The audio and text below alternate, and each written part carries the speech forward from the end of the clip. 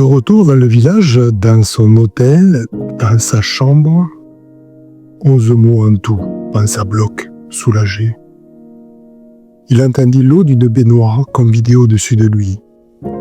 En tout cas, il entendit un gargouillement, puis un bruit de succion et pour finir un sifflement. Il venait sans doute de s'endormir car il s'éveilla à nouveau. Au premier instant, il lui semblait qu'il était séparé de lui-même.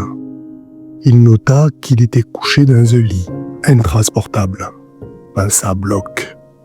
Le monstre, il avait lui-même la sensation d'une transformation soudaine. Il ne concordait plus. Tout tranquille qu'il était, il n'était rien qu'une mascarade et une corvée. Si flagrant et si voyant dans cet état qu'il ne pouvait se rabattre sur aucune image comparable. Tel qu'il était là, il était quelque chose de lubrique, d'obscène, d'incongru, une véritable agression. Enterrer, pensa Bloch, enfouir, écarter.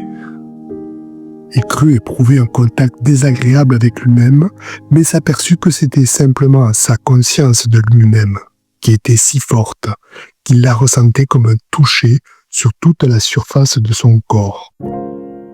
Comme si la conscience, comme si les pensées étaient devenues agressives, méchantes, brutales envers lui-même. Il restait là, sans défense, incapable de résister. L'intérieur retournait à l'air d'une façon écœurante. Étranger, non, mais odieusement autre. Un déclic s'était produit et sur ce déclic, il était devenu anormal. Il avait été arraché à la cohérence. Il était là, invraisemblable, pas autrement, sans comparaison. Sa conscience de lui-même était si forte qu'il avait une peur intense.